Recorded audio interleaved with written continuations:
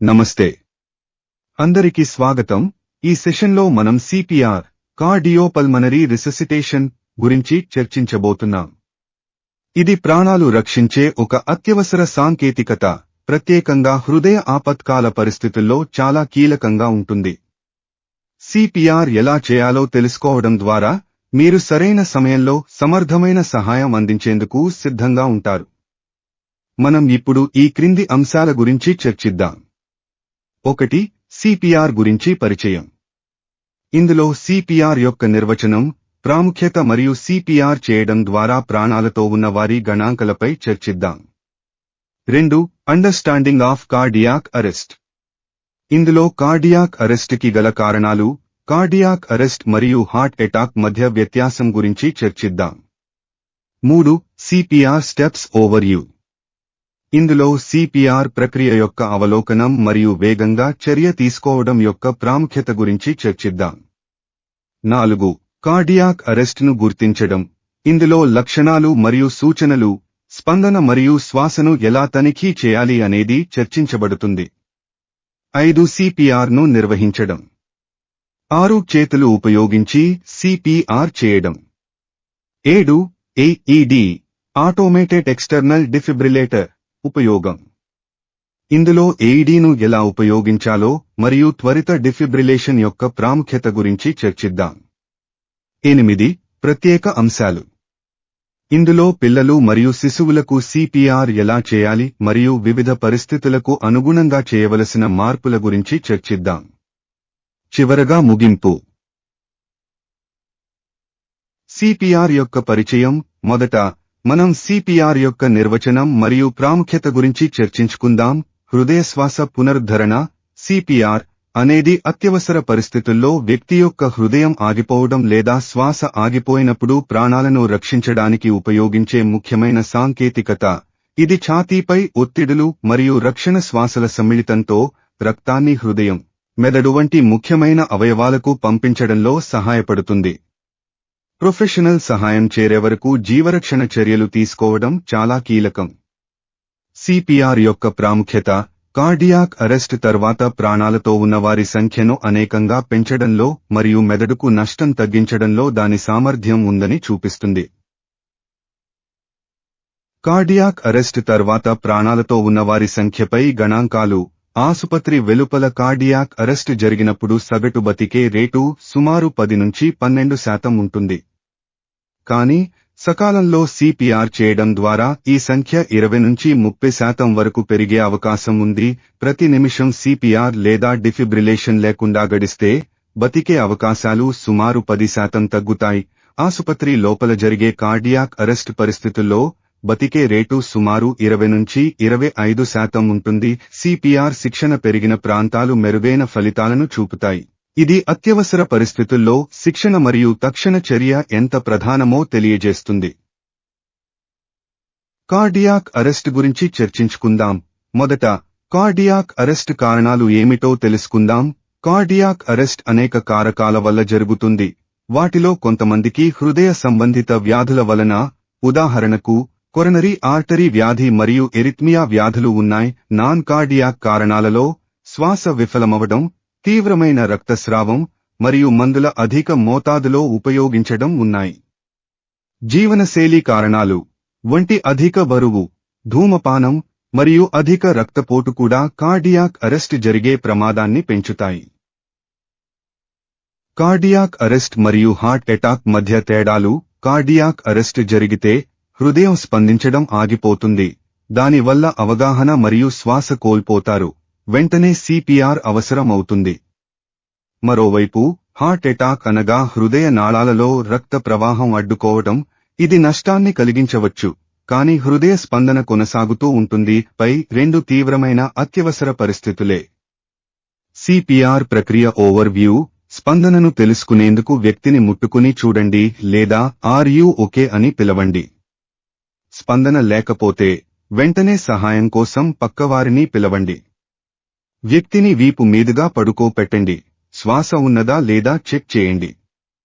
శ్వాస ఆడకపోతే ప్రతి నిమిషానికి 100 నుంచి 120 వరకు కదలికలు, ఛాతీ ఒత్తిడులను మొదలు పెట్టండి। 30 ఛాతీ ఒత్తిడుల తరువాత 2 రెస్క్యూ బ్రీత్స్ లను ఇవ్వండి. అత్యవసర సేవలు రావడం లేదా జీవన సంకేతాలు కనిపించే వరకు ఈ ప్రక్రియను కొనసాగించండి. తక్షణ చర్య యొక్క ప్రాముఖ్యత. కార్డియాక్ అరెస్ట్ సమయంలో తక్షణ చర్య చాలా ముఖ్యం. వెంటనే సిపిఆర్ ఇచ్చినప్పుడు ప్రాణాలతో ఉండే అవకాశం 2 లేదా 3 రెట్లు పెరుగుతుంది. ప్రతి నిమిషం చికిత్స లేకపోతే ప్రాణాలతో ఉండే అవకాశాలు సుమారు 10% తగ్గుతాయి. త్వరిత స్పందన మెదడు పని చేయడాన్ని కాపాడుతుంది మరియు చుట్టుపక్కల ఉన్నవారికి ప్రాణాలు రక్షించడానికి అవకాశం ఇస్తుంది. ఇది అత్యవసర పరిస్థితులలో సమయానికి చర్య తీసుకోవడం ఎంత ముఖ్యమో చూపిస్తుంది. హృదయ స్పందన ఆగిపోయే ముందు కనిపించే సాధారణ లక్షణాలు. 1. చలనం లేకపోవడం. వ్యక్తి ఆకస్మికంగా పడిపోతాడు మరియు స్పందన ఉండదు. 2. శ్వాస తీసుకోకపోవడం. వారు పూర్తిగా శ్వాస తీసుకోవడం ఆపేస్తారు లేదా కేవలం గాస్పింగ్ చేస్తారు. 3. పల్స్ లేకపోవడం. గుర్తించేంత హృదయ స్పందన లేకపోవడం. 4. అసాధారణ శ్వాస. శ్వాస ప్రక్రియ అసాధారణంగా ఉంటాయి లేదా పూర్తిగా ఉండదు. 5. నీలికలుపు. చర్మం, ముఖ్యంగా పెదవులు మరియు చేతివేళ్లు, ఆక్సిజన్ కొరతతో నీలంగా మారవచ్చు. 6. ఊహించని ఛాతీ నొప్పి. హృదయ స్పందన ఆగడానికి ముందు వారికి తీవ్ర ఛాతీ నొప్పి లేదా ఒత్తిడి అనుభవం ఉండవచ్చు. ఇది గుండె ఆగడం గుర్తించడానికి ముఖ్యమైన లక్షణాలు. ఇప్పుడు ఈ సెషన్లో మనం ముఖ్యమైన అంశం సిపిఆర్ ను ఎలా చేయాలో చర్చించుకుందాం. సిపిఆర్ అనగా అంటే కార్డియోపుల్మనరీ రిసుసిటేషన్. తెలియని వ్యక్తి ఎవరో పడిపోయి శ్వాస తీసుకోకపోతే సిపిఆర్ చేయడం చాలా ముఖ్యం. ఇది అత్యవసర సేవలు రాకముందు వారిని కాపాడటానికి సహాయపడుతుంది. ఇటువంటి క్షణాల్లో ఉపయోగపడే నైపుణ్యాలను నేర్చుకోవడం చాలా సులభం. అది ఏబీసీలను నేర్చుకోవడం లాంటిది. అంటే మీరు గుర్తుంచుకోవలసినది డాక్టర్స్ ఏబీసీ. డి. ప్రమాదం. చుట్టూ గమనించి మీకు మరియు ఇతరులకు ప్రమాదం ఉన్నదా లేదా అని నిర్ధారించుకోండి. ఆర్. స్పందన. వారిని మృదువుగా కదిలించి మీరు బాగున్నారా అని అడగండి. వారు స్పందించకపోతే ఎస్. సహాయం అడగండి. సహాయం కావాలని గట్టిగా పిలవండి. ఏ. వాయువు మార్గం. తలని నెమ్మదిగా వెనక్కి వంచి వాయువు మార్గం తెరవండి. బి. శ్వాస. సాధారణ శ్వాసకు సంకేతాలు చూడండి, వినండి మరియు అనుభూతిని పొందండి. ఛాతీ కదలికలు చూడండి, సాధారణ శ్వాస శబ్దాలు వినండి మరియు మీ ముఖానికి వారి శ్వాసను అనుభవించండి. ఇది 10 సెకన్లకు మించకుండా చేయండి. శ్వాస లేకపోతే లేదా అసాధారణంగా శ్వాస తీసుకుంటే సిపిఆర్ చేయడం మొదలు పెట్టాలి. ముందుగా అంబులెన్స్కు కాల్ చేయండి. మీతో ఎవరు ఉంటే వారిని కాల్ చేయమని చెప్పండి. ఫోన్ స్పీకర్ మోడ్లో ఉంచితే అంబులెన్స్ సేవలు మీకు సహాయం చేస్తాయి. ఇప్పుడు మనం సర్క్యులేషన్ గురించి చర్చించుకుందాం. మన హృదయం శరీరంలోని ప్రతి కణానికి రక్తం మరియు ఆక్సిజన్ను అందిస్తుంది. కానీ అకస్మాత్తుగా కార్డియాక్ అరెస్ట్ జరిగితే మన హృదయ స్పందన ఆగిపోతుంది మరియు రక్త ప్రవాహం నిలుస్తుంది. కావున కేవలం సిపిఆర్ ప్రారంభించడం ఒక్కటే వ్యక్తిని ప్రాణాలతో కాపాడే అవకాశం. అలా చేయకపోతే 4 నిమిషాల్లో మెదడుకు నష్టం జరుగుతుంది మరియు 10 నిమిషాల తరువాత పూర్తిగా దెబ్బతింటుంది. ప్రాణాలను రక్షించగల శక్తి మీ చేతుల్లో ఉంది. సిపిఆర్ చేయడం ద్వారా 2 ముఖ్యమైన పనులు జరుగుతాయి. 1. ఆక్సిజన్ ఉన్న రక్తాన్ని మెదడుకు అందిస్తాయి. ఇది మెదడును బతికించడానికి సహాయపడుతుంది. 2. హృదయానికి రక్తం అందిస్తాయి. తద్వారా షాక్ తరువాత అది తిరిగి పనిచేయడం ప్రారంభిస్తుంది. మీరు ఛాతీ ఒత్తిడులను ప్రారంభించినప్పుడు మీరు ఒక మధ్యవర్తిలా పనిచేస్తూ హృదయాన్ని మాన్యువల్గా నడుపుతూ ఉంటారు. ప్రతి మంచి కదలికతో మీరు వ్యవస్థలో ఒత్తిడి పెంచుతూ రక్తాన్ని హృదయానికి మరియు మెదడుకు పంపిస్తారు. రక్తాన్ని కదిలించడానికి కొంత సమయం పడుతుంది, కాబట్టి దృఢంగా మరియు వేగంగా నెట్టడం చాలా ముఖ్యం. ఇది మెదడుకు రక్తం అందించేందుకు అవసరమైన ఒత్తిడిని పెంచుతుంది. ఛాతీని కనీసం 2 ఇంచులు క్రిందికి మరియు పైకి నెట్టడం ద్వారా హృదయం కొట్టుకుని రక్తాన్ని వెలుపలకి తరలించేందుకు సహాయపడుతుంది. ప్రతి నిమిషానికి 100 నుంచి 120 వరకు కదలికలు చేయడం అవసరం. తద్వారా రక్తం సరైన రీతిలో సిపిఆర్ ప్రక్రియలో తీసుకోవలసిన ముఖ్యమైన జాగ్రత్తలు. మొదటిది, చేతులు ఛాతీ మీద నుండి తీసేసినప్పుడు రక్తం మెదడుకు వెళ్లడం ఆగిపోతుంది.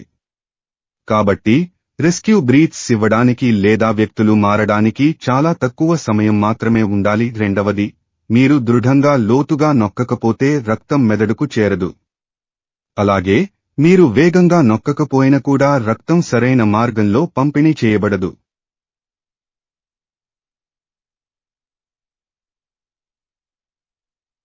ఇప్పుడు మనము చాలా వేగంగా ఒత్తిడి చేసినప్పుడు ఏమి జరుగుతుందో చూద్దాం. హార్ట్ లోపలికి రక్తం పూరించడానికి సమయం ఉండదు, కాబట్టి సరిపడా రక్తం కూడా బయటకు పంపబడదు. ఇప్పుడు శరీరాన్ని పూర్తిగా డికంప్రెస్ చేయకుండా మరియు ఛాతీని పూర్తిగా సాధారణ స్థితికి తీసుకుని రాకపోతే ఏమి జరుగుతుంది? హార్ట్ లోనికి రక్తం పూరించడానికి అవకాశం ఉండదు, కాబట్టి రక్తం బయటకు పంపబడదు. సరైన విధానంలో కంప్రెషన్లు చేయడం ద్వారా ఆక్సిజన్ ఉన్న రక్తాన్ని గుండెలో మరియు మెదడు వరకు పంపడం ముఖ్యము. మనం ఛాతీని దృఢంగా మరియు వేగంగా ఒత్తాలి. ఈ ప్రక్రియలో ఛాతీ ప్రక్కటెముకలు విరిగిపోయిన పర్లేదు కానీ మెదడు ఆక్సిజన్ లేకుండా చనిపోవడం సరైనది కాదు. వైద్య సహాయం లేదా ఏఈడి అందుబాటులోకి వచ్చే వరకు మీరు విరామం తీసుకోకండి. ఇప్పుడు మనం చేతుల ద్వారా సిపిఆర్ ఎలా చేయాలో చర్చిద్దాం. చేతుల ద్వారా సిపిఆర్ చేయడం అనేది కార్డియోపల్మనరీ రిససిటేషన్ యొక్క సరళమైన విధానం. ఇది రక్షణ శ్వాసలను మినహాయించి ఛాతీ ఒత్తిడులపై కేంద్రీకృతమై ఉంటుంది. ఇది శిక్షణ పొందని లేదా శ్వాస ఇవ్వడంలో అసౌకర్యంగా భావించే వారికి సూచించబడుతుంది. ఒక అరచేతిని ఛాతీ కేంద్రంలో ఉంచండి, మరొక చేతి వేళ్లతో ఇంటర్లాక్ చేయండి. ప్రతి నిమిషానికి 100 నుంచి 120 కంప్రెషన్లు సుమారు 2 అంగుళాల లోతుకు బలంగా మరియు వేగంగా ఒత్తండి. అత్యవసర సేవలు వచ్చే వరకు లేదా వ్యక్తి జీవన సంకేతాలు చూపించే వరకు కొనసాగించండి. ఇప్పుడు మనం ఆటోమేటెడ్ ఎక్స్టర్నల్ డిఫిబ్రిలేటర్ ఏఈడి గురించి చర్చిద్దాం. ఏఈడి అనేది పోర్టబుల్ పరికరం. ఇది గుండె నాడీని విశ్లేషించగలదు మరియు కార్డియాక్ అరెస్టు సమయంలో సాధారణ హార్ట్ బీట్ను తిరిగి స్థాపించడానికి ఎలక్ట్రిక్ షాక్ను అందించగలదు. ఏఈడి యొక్క ముఖ్య లక్షణాలు: వాడుకలో సులభం. వైద్య నిపుణుల కంటే ఇతరులు ఉపయోగించడానికి రూపొందించబడిన ఏఈడి వినియోగదారులకు సిపిఆర్ ప్రక్రియలో మార్గనిర్దేశం చేసేందుకు శబ్ద సూచనలు మరియు దృశ్య సూచనలను అందిస్తాయి. 2. ఆటోమాటిక్ విశ్లేషణ. ఈ పరికరం గుండె యొక్క నాడీని విశ్లేషించి షాక్ అవసరమా లేదా అనే విషయాన్ని నిర్ధారిస్తుంది. 3. Electrode pads. ఈ కార్డియాక్ అరెస్టులో ఉన్న వ్యక్తి ఛాతీపై ఉంచే ఎలక్ట్రోడ్ ప్యాడ్స్తో వస్తాయి. ఇవి గుండె యొక్క నాడీని గుర్తించేందుకు ఉపయోగిస్తారు. 4. షాక్ అందించడం. అవసరమైతే ఏఈడి సాధారణ గుండె నాడీని తిరిగి పునఃస్థాపించేందుకు ఎలక్ట్రికల్ షాక్ను అందిస్తుంది. ఇప్పుడు ఏఈడి ఎలా పనిచేస్తుందో చూద్దాం. మొదటి దశ పరిస్థితిని అంచనా వేయడం, అత్యవసర వైద్య సహాయం కోసం కాల్ చేయడం మరియు ప్రాంతం సురక్షితంగా ఉన్నదా అని నిర్ధారించుకోవడం. రెండవ దశ ఏఈడిను ఆన్ చేయాలి, పరికరాన్ని తెరిచి శబ్ద మరియు దృశ్య సూచనలను అనుసరించాలి. మూడవ దశ ప్యాడ్స్ ను జోడించాలి, ఎలక్ట్రోడ్ ప్యాడ్స్ ను సూచించినట్లుగా ఒట్టి ఛాతీపై ఉంచాలి. నాల్గవ దశ ఏఈడి గుండె యొక్క నాడీని స్వయంచాలకంగా విశ్లేషిస్తుంది. ఐదవ దశ అవసరమైతే షాక్ ను అందిస్తుంది, ఎవరు ఆ వ్యక్తిని తాకకుండా ఉండాలని సూచిస్తుంది. ఆ తరువాత షాక్ అందించేందుకు బటన్ను నొక్కాలి. చివరి దశ సిపిఆర్ ను కొనసాగించాలి. వ్యక్తి చైతన్యం పొందకపోతే అత్యవసర సేవలు వచ్చే వరకు ఈ ప్రక్రియను కొనసాగించాలి. ఇప్పుడు ఏఈడిను సిపిఆర్ చేయడంలో ఎలా ఉపయోగించవచ్చో చూద్దాం.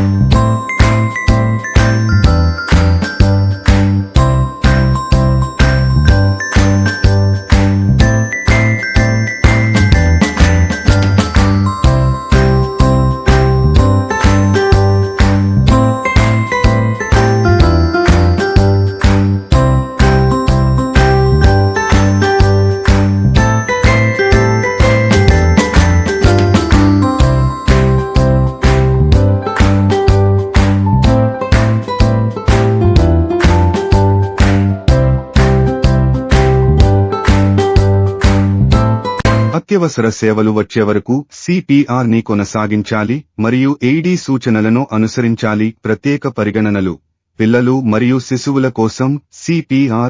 పిల్లల కోసం అనగా 1 సంవత్సరం నుండి యుక్త వయస్సు వరకు సున్నితంగా స్పందన మరియు శ్వాసను తనిఖీ చేయాలి.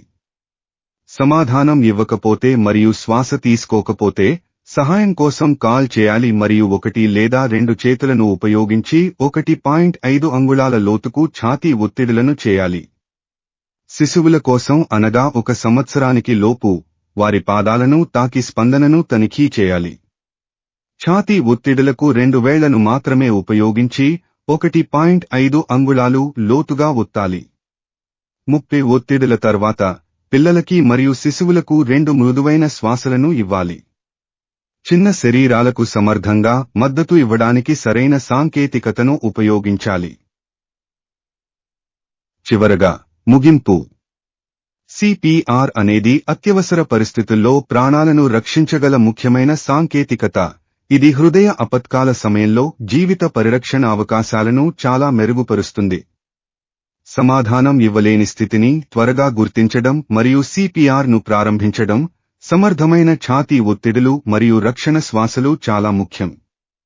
ఈ ప్రక్రియ ప్రతి క్షణం కీలకంగా ఉంటుంది మరియు మీ త్వరిత చర్య ప్రాణాలను కాపాడటంలో కీలక పాత్రను పోషిస్తుంది. సాధారణ CPR శిక్షణ మిమ్మల్ని అత్యవసరాల కోసం సిద్ధంగా ఉంచుతుంది. ఆత్మవిశ్వాసం మరియు సామర్థ్యం కలిగి ఉన్న పౌరులు మెరుగైన సమాజాన్ని అభివృద్ధి చేయడంలో దోహదపడతారు. ఈ సెషన్లో మీరు పాల్గొన్నందుకు ధన్యవాదాలు. మనమంతా కలిసి అత్యవసర పరిస్థితులలో అర్థవంతమైన మార్పును తీసుకురావచ్చు.